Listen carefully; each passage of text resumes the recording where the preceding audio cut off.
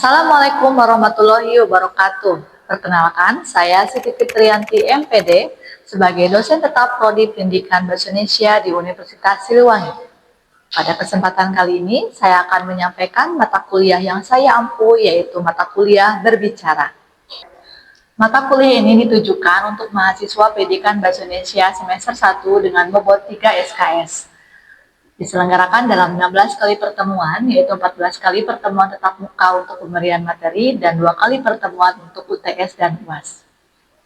Capaian pembelajaran mata kuliah ini adalah mahasiswa mampu berbahasa dan bersastra Indonesia dalam konteks keseharian atau umum, akademis, dan juga pekerjaan. Adapun subjek PMK pada pertemuan ini adalah mahasiswa mampu menjelaskan faktor-faktor penunjang keefektifan berbicara. Materi yang terdapat pada mata kuliah ini adalah mengenai konsep dan peranan berbicara, kaitan berbicara dengan keterampilan berbahasa yang lain, faktor-faktor penunjang keefektifan berbicara, jenis-jenis berbicara di depan umum, dan bagaimana menilai kemampuan berbicara. 3 komponen utama dalam mata kuliah ini yaitu delivery, interaksi, dan assessment. Untuk materi, saya memberikan RPS dan juga materi untuk dipelajari mahasiswa, serta presentasi yang dilakukan secara langsung di kelas. Interaksi dalam mata kuliah ini melibatkan tanya jawab, diskusi, dan juga refleksi dengan mahasiswa. Asesmen yang dilakukan berupa latihan penerapan materi, penilaian sikap, psikomotor yang juga terdapat dalam RPS, dan juga asesmen persumatifnya adalah berupa UTS dan UAS. Model pembelajaran yang saya gunakan adalah model pembelajaran problem-based learning dengan menyajikan permasalahan yang harus dipecahkan dan dianalisis oleh mahasiswa. Referensi yang saya gunakan berupa buku dan jurnal yang sesuai dengan konten materi perkuliahan. Baik, berikut adalah cuplikan video pembelajaran mata kuliah berbicara pertemuan keempat dengan materi faktor-faktor penunjang keefektifan berbicara. Mari kita simak. Assalamualaikum warahmatullahi wabarakatuh. Waalaikumsalam warahmatullahi wabarakatuh. Bagaimana kabarnya teman-teman? Alhamdulillahirobbilalamin. Ya, kita berjumpa kembali di mata kuliah berbicara di pertemuan keempat ya. Ada yang masih ingat minggu kemarin di pertemuan ketiga kita sudah mempelajari materi apa? Ya, silakan Wildan. Untuk materi yang kita pelajari pada minggu kemarin adalah satukan keterampilan berbicara dengan keterampilan bahasa lainnya. Bagus ya, betul ya, seperti itu ya Reza ya dan kawan-kawan yang lain bahwa minggu kemarin kita sudah berbicara terkait keterampilan berbicara dikaitkan dengan keterampilan berbahasa yang lain, yaitu membaca, menulis, dan mendengar. Nah, hari ini kita masuk ke submateri yang baru, yaitu faktor penunjang keefektifan berbicara. Sebelum kita masuk ke materi, ya, saya sudah sajikan presensi ya. Seperti biasa kita presensinya digital. Silakan teman-teman bisa scan QR code ya, untuk melihat apa ya, nanti diisi namanya, siapa, hadir atau tidak, begitu. Silakan. Sudah diisi? Sudah. Baik ya. Sehingga nanti arsip kehadiran kalian itu akan terekam dengan baik. Nah, selanjutnya saya punya pertanyaan dulu sebelum kita masuk ke materi. Pertanyaannya mudah dan gampang dan pasti bisa dijawab oleh kalian. Yang pertama, pernahkah kalian gugup saat berbicara di depan umum atau public speaking? Wow, semuanya ini 100% menjawabnya pernah ya. Dalam konteks apa kalian berbicara di depan umum tersebut? Konteksnya apa contohnya? Presentasi. Nah, itu adalah kegiatan yang sering kali di setiap hari, mungkin setiap minggu kalian lakukan ya di presentasi. Ada yang bisa menceritakan pengalaman mengapa kalian merasa gugup. Silakan di belakang Alda.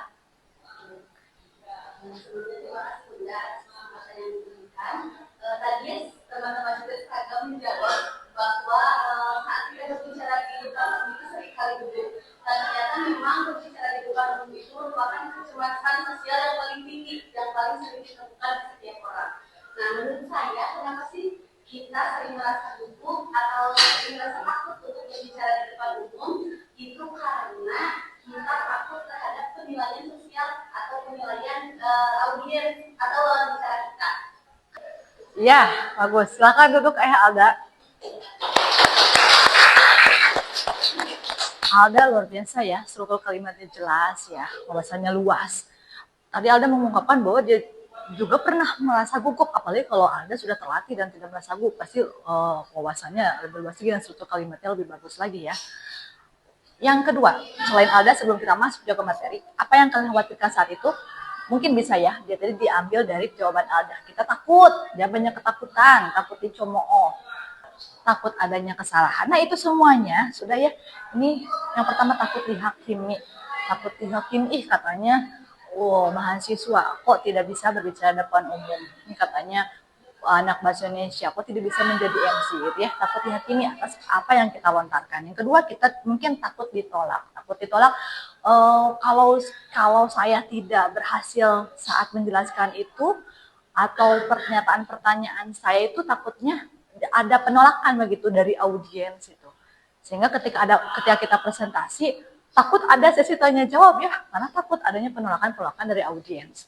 Ketiga, takut lupa meskipun sudah berlatih, dan yang keempat takut menjadi sorotan. Nah kita sendiri di depan mending kalau presentasinya banyak ya, kalau sendiri bagaimana, itu kan takut menjadi sorotan. Nah itu ya pertanyaan pemantik untuk mata kuliah hari ini.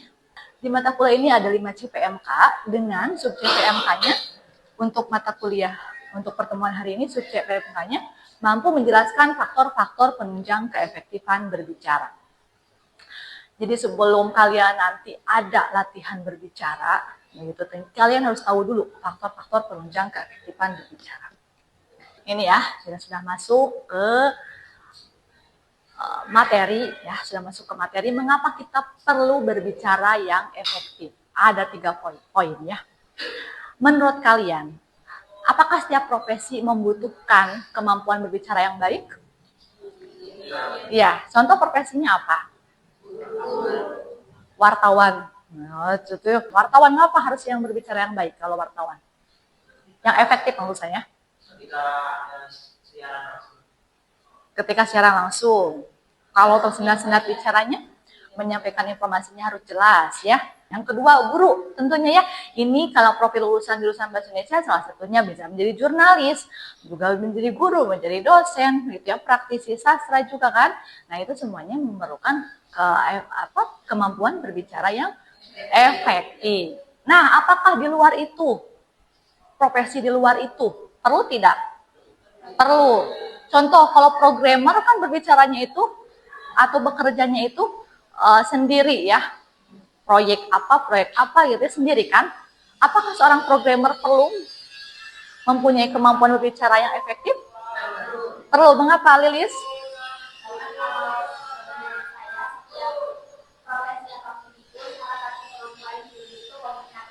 Contoh kalau programmer, kalau meskipun dia sendiri mengerjakan proyek, di mana kemampuan berbicara itu dibutuhkan?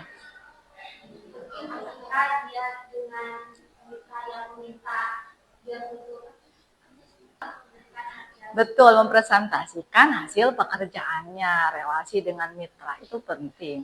Bagi contohnya customer service, itu ada trainingnya loh sampai customer service. Mengapa kalau berbicara tuh enak, nyaman. Jadi padahal pelanggan itu datang dengan ini bagaimana ini banknya saya kok ini tiba-tiba tidak bisa dipakai, tapi mereka tenang ya saat menjawab karena ada trainingnya ya, malah pertama mengelola emosi. Jadi bagaimanapun orang datang kemudian dengan keluh kesah, dengan marah-marah, dia akan tetap tenang. Jadi ketika berbicara memang salah satu aspeknya itu adalah emosi. Ini berbicara tadi yang pertama menyampaikan ide dengan jelas saat kita nanti, mungkin kalau saat ini bisa digunakan dalam konteks kuliah ya, saat Anda nanti menjadi seorang profesional ya, menyampaikan ide dengan jelas, melatih menggunakan bahasa yang sopan dan efektif, dan yang ketiga adalah meningkatkan kepercayaan diri dan profesionalisme. Begitu. Nah, ini kita masuk kepada faktor penunjang keefektifan berbicara. Sebelum menampilkan ada berapa aspek, kira-kira ada yang bisa menebak atau mungkin ya, saya lihat di belakang tadi ada yang bawa buku berbicara, buku teori berbicara. Mungkin sudah dibaca ya tadi malam atau di sebelum saya masuk ke kelas, tadi ada jeda, mungkin ada yang buka-buka dulu materi ini, kira-kira ada yang bisa menebak kira-kira berapa aspek itu faktor penunjang keefektifan berbicara? Silakan. Betul, ada satu, bolehlah satu penguasaan bahasa, ya. Ada lagi. Nah ini sebelah sini belum ada yang ini. Kurangnya faktor penunjang. Faktor penunjang keefektifan berbicara apa, Irna? Percaya diri, penguasaan materi, percaya diri, kesehatan apa lagi? Motivasi apa, Tia? Penguasaan topik, kah? Betul, bersama dengan penguasaan materi. Ini sebelah sini, apa yang menunjang seorang efektif dalam berbicara? Latihan. Jadi ketika latihan yang rutin, semakin lancar ya berbicaranya. Oke, baik, ada 4 aspek, tapi kita telusuri dari aspek yang pertama dulu. Kebahasaan. Tentu karena berbicara ini ya menggunakan bahasa. Tentu ini yang paling penting. Kebahasaan menurut Tarigan ya, menurut Tarigan tahun 2008, ini buku-buku yang dari awal pertemuan saya jadikan referensi ya untuk kalian juga. Menurut Tarigan, kebahasaan ada 3 hal dari aspek kebahasaan untuk menunjang seorang bisa berbicara dengan efektif. Yang pertama, diksi. Diksi atau pilihan kata. Contohnya apa? Diksi. Jadi saat kita berbicara depan umum, kita memilih diksi. Jadi tidak asal mengeluarkan kata-kata. Contoh, kalau kita ada kenaikan angka di grafik. Kalau berbicara sehari-hari kan kita bilang angkanya naik ya. Kalau saat presentasi diksinya kita memilih bagaimana? Diksi yang kita pilih. Kenaikannya naik jadi drastis gitu. Kalau drastis, kalau di diksi untuk ilmunya apa? Signifikan berdasarkan data empiris yang saya temukan ya di jurnal-jurnal ilmiah, ada peningkatan signifikan gitu kan. Jadi itu salah satu hal yang bisa kita siapkan. Yang bisa kita siapkan pertama kali sebelum hal yang lain. Kita memilih itu dulu, memilih diksi-diksi dulu. Yang kedua adalah struktur kalimat. Struktur kalimat yang baik yang seperti apa?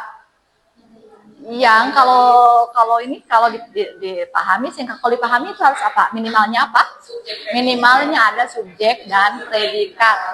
Yang ketiga itu adalah pelafalan. Pelafalan itu yang maksudnya seperti apa ini? Bagaimana Elsa? Pelafalan maksudnya? Vokal, jadi bukannya vokal tapi juga konsonan ya. Vokal dan konsonannya harus jelas. A, I, U, E, O-nya jelas. Kalau F, kalau P, ya. Kalau ini apa? P, betul. Jadi A, I, U, E, O-nya harus jelas. Kira-kira untuk melatih pelafalan kita bagus dengan cara apa? Ya. Bisa dengan menggunakan Itu bisa ya. Kan ini nanti ada mata kuliah pagelaran ya. Pagelaran kita di panggung besar, kalau suaranya tidak jelas, nah bagaimana kita tidak menggunakan mikrofon sama sekali, bagaimana? Sehingga ada latihan-latihan tertentu ya nanti bisa dilakukan juga ya dengan berkelompok bagaimana cara melatih hal tersebut. Yang tentunya kalau misalnya kita ingin pelafalannya dengan jelas tapi tidak terlalu lambat juga berbicaranya, maka Anda bisa setiap hari itu membaca artikelnya tapi dengan durasinya cepat, sehingga kita jadi bisa terbiasa untuk berlatih membaca dengan cepat, sehingga nanti berbicaranya juga tidak terlalu lambat, tidak terlalu cepat, jadi pas gitu ya. Itu untuk melatih pelafalan. Selanjutnya, nah kalau ini non kebahasaan. Menurut kalian faktor kebahasaan dan non kebahasaan yang paling penting yang mana? Dua-duanya penting. Betul, dua-duanya penting. Terbayang tidak kalau tidak ada bahasa? Saya menampilkan tulisan di depan ya, tapi saya di belakang tidak berbicara. Terus kalian juga tidak berbicara, tidak ada interaksi antara kita. Bagaimana yang ada? Yang ada mau ditafsir ya, meskipun saya menghadapkan mata, meskipun saya dengan gestur seperti ini, kalau tidak ada pembicaraan yang saya lakukan juga tidak akan ada pemaknaan yang berarti. Sehingga dua-duanya penting. Nah, kira-kira non kebahasaan gestur seperti apa yang kita butuhkan saat kita berbicara? Ya, bagaimana gesturnya? Apa gestur itu penting? Harus selalu bergerak tangan kita, harus selalu bergerak. Berarti disesuaikan dengan apa? Disesuaikan dengan konteks. Kalau kita sebagai MC protokoler ya tidak perlu juga tangan kita bergerak-gerak seperti ini ya. Itu juga harus tegap gitu ya, gesturnya tidak perlu. Nah, tapi kalau kita di acaranya menjadi MC non formal ke MC yang acara hiburan tentunya, maka gerakan kita juga semakin atraktif, semakin ekspresif. Jadi gestur itu ada yang diam juga ya, ada yang diam kalau itu acaranya sangat-sangat formal, dan ada yang lebih atraktif. MC juga kan kalau di wedding itu kan ada MC akad kan itu lebih formal, sakral ya gitu. Selanjutnya adanya kontak mata. Seperti apa kontak mata itu? Fokus terhadap mitra. Kalau di depan saya ini ada banyak mahasiswa, kira-kira saya harus fokusnya ke siapa? Siapa Sinta? Ke semuanya. Bagaimana cara saya membagi pandangan adil ke semuanya? Ke depan, ke kiri, terus ke kanan lagi, ke sebelakang lagi gitu. Kira-kira berapa detik saya bisa membagi dan saya rasa itu adil? Kontak mata itu diperlukan. Hal terbayang tidak kalau saya menatap Sinta ya dalam waktu 3 menit ya. Saja saya menatap Sinta 3 menit. Ya aneh mungkin ya kata yang di belakang. Maka kan harus ada pembagian adil dalam kita menatap mata. Kira-kira misalnya kalau ini cuma 20 orang, maka 3 detik, ke Elsa 3 detik, ke Wildan, kemana, sehingga terbagi semuanya rata gitu. Dan yang terakhir adalah ekspresi. Di acara mana itu? Di acara ulang tahun anak, makanya ekspresinya lebih meriah. Di acara pemakaman harus ada kata-kata perpisahan, itu masa kita yang meriah kan tidak juga. Maka ekspresi disesuaikan dengan siapa kita berbicara itu ya. Jadi teman-teman, 2 hal ini, kebahasaan dan kebahasaan itu penting. Ada 2 lagi, aspek yang 2 lagi ya. Psikologis, ini masuk kepada tadi siapa yang mengatakan bahwa percaya diri. Siapa? Ya betul, Irna. Percaya diri dan juga penguasaan materi. Dua-duanya tadi ada ya, kata Alda dan Irna. Percaya diri dan penguasaan materi. Sudah berarti diksinya sudah bagus, tapi ketika percaya diri dan penguasaan materinya ini jadi lupa lagi ya. Seperti ini mahasiswa di sini di depan saya. Agar penguasaan materinya lebih lebih luas dan kita bisa lebih memahami isi materi, maka bisa sebelum kita berbicara bisa kita catat dulu gitu ya. Bisa kita catat dulu menjadi pegangan kita meskipun di depan kita tidak menggunakan kertas. Dan yang terakhir adalah konteksnya ya.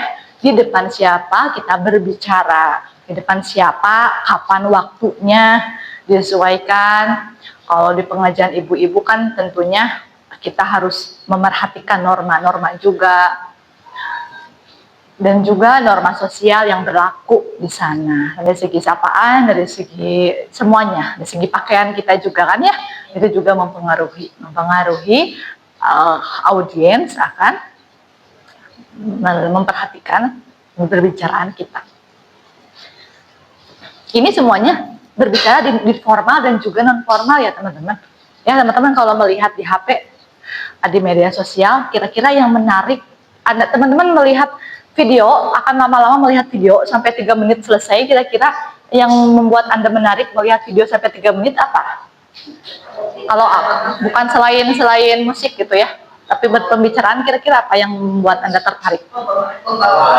Pembawaannya. Contoh video yang sering kalian konsumsi, yang sering dilihat, sampai meskipun setengah jam juga saya lihat videonya, karena menarik.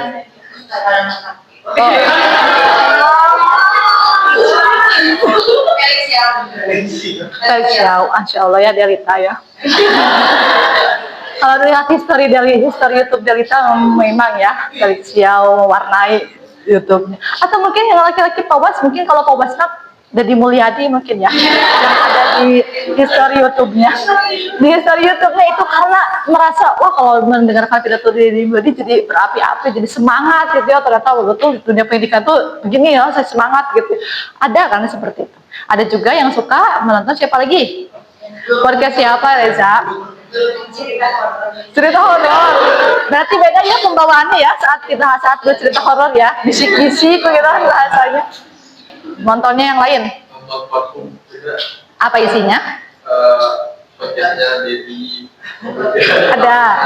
Kenapa? Mengapa Anda tertarik menonton podcast dari Koblusa? Pembawaannya kan santai, bunda, jadi anak aja kalau sebelum tidur mendengar orang-orang berbicara gitu. Itu kali.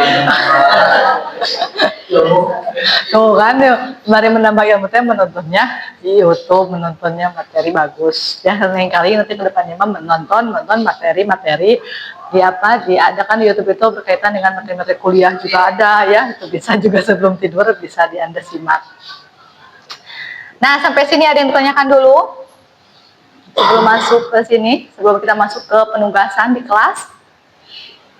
Ada yang bertanya? Oh, tidak, belum ada ya tadi ya, karena setiap pertanyaan yang saya ajukan teman-teman bisa menjawabnya. Nah, implementasinya teman-teman bisa nanti di rumah, Anda bisa berlatihnya bagaimana cara mengimplementasikan tadi faktor-faktor yang tadi. Caranya bagaimana? Berarti dengan suara keras, tidak apa-apa di kosan juga, di kosannya sendiri, berarti dengan suara keras, meningkatkan penyampaian kepercayaan diri Anda. Kalau kita mau ikutan lomba kan ya, mau ikutan lombanya padahal lombanya bukan lomba pidato, tapi lombanya itu memerlukan tanya jawab. Nah, bisa Anda berlatih wawancara juga bisa. Rekam setelah Anda berbicara, terus Anda bisa rekam suara saya enak tidak ya, suara saya jelas tidak pelafalannya. Itu bisa direkam, bisa menonton diri sendiri. Yang ketiga, bisa simulasi nyata. Jadi bisa di depan teman ya. Dan paling penting simulasi nyata itu yang paling real itu adalah ketika Anda presentasi itu simulasi nyata dalam melatih kemampuan Anda berbicara. Nah, selanjutnya, jika tidak ada yang ditanyakan, oke nanti ya, ketika Anda berlatih ini, pelatihan penerapan materi. Teman-teman bisa ya, tadi dengan faktor-faktor yang tadi, yang saya jelaskan ada 4 faktor, saya ingin mencoba teman-teman untuk mengimplementasikan, menerapkan materi tersebut di sini di kelas, dalam lingkup kelas ini. Teman-teman bisa berkelompok ya, dan nanti ada perwakilan dari setiap kelompoknya. Dalam durasi 3 menit, teman-teman bisa, temanya bebas, boleh apa saja. Nah, nanti perwakilan kelompok ke depan lalu bisa memberikan penilaian berkaitan dengan kemampuan berbicara seperti ini. Kelompoknya bebas saja, mau buat berapa kelompok ya? 2 kelompok saja boleh, 2 kelompok, ini 1 kelompok, ini 1 kelompok ya, boleh. Ya, selesai ya, durasi berdiskusinya sudah selesai dan saya yakin teman-teman sudah ada perwakilan yang akan tampil ke depan ya, memperlihatkan atau mempresentasikan tema pembicaraan dan nanti kelompok yang lain bisa mengomentari perwakilan kelompok yang tampil. Mana yang dulu? Yang mana dulu? Ayo dulu, silakan. Siapa yang mau tampil?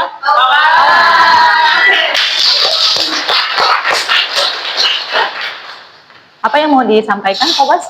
Tentang hobi saya sendiri juga. Hobi. Silakan perkenalkan nama dan NPM. Baik, perkenalkan nama saya Muhammad Saki Nasrullah dengan NPM A5. Nah, mungkin di sini saya akan menceritakan semua hobi saya dari awal SD sampai sekarang. Dari dulu gitu, hobi saya ada macam-macam, tapi ketika masuk perkuliahan ada beberapa hobi yang bertambah. Mulai dulu dari SD, hobi saya dulunya itu mancing. Kenapa mancing? Karena mancing itu menguji kesabaran, jadi dari saya memang sudah terbiasa untuk itu. Selanjutnya ada hobi menulis. Kenapa saya saya bisa mengembangkan ide kreatif ataupun imajinasi ke dalam tulisan yang dinamakan tulisan cerita. Nah, mungkin ketika masuk perkuliahan ada hobi bertambah gitu, yaitu mendongeng ke anak-anak gitu. Karena saya suka gitu ke anak-anak, bukan anak-anak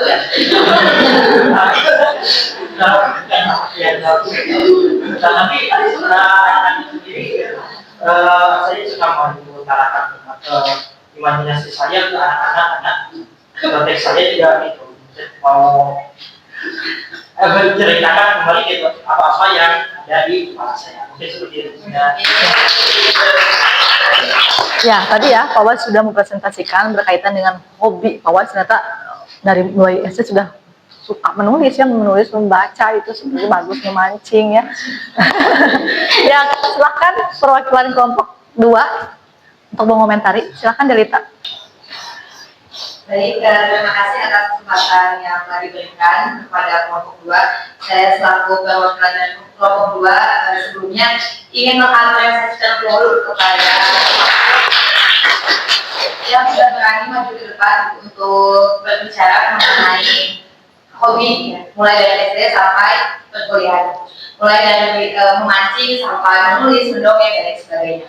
Mungkin di sini ada beberapa hal namanya juga manusia ya, kita belajar dan berproses gitu. Salah satunya adalah berbicara. Nah, ada beberapa hal yang mungkin harus dilatih kembali. Salah satunya yaitu diksi.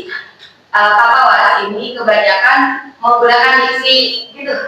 Misalnya tadi dalam saya memiliki hobi mancing gitu pas SD gitu. Ya masih terlalu banyak menggunakan kata-kata campuran gitu itu dalam bahasa Sunda seperti itu.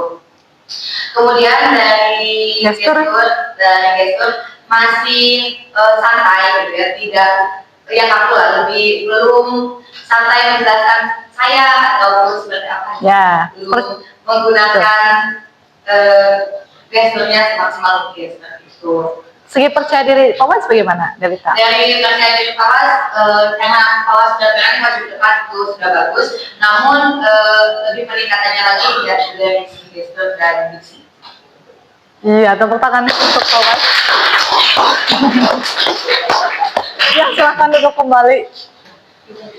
Nah, begitu ya teman-teman. Tadi kelompok 1 dan kelompok 2 sudah maju ke depan, sudah saling mengomentari ternyata ya dari segi tadi ada aspek-aspek yang perlu ditingkatkan oleh kalian dan itu bisa dilatih di rumah. Selanjutnya boleh di organisasi kemahasiswaan biar saling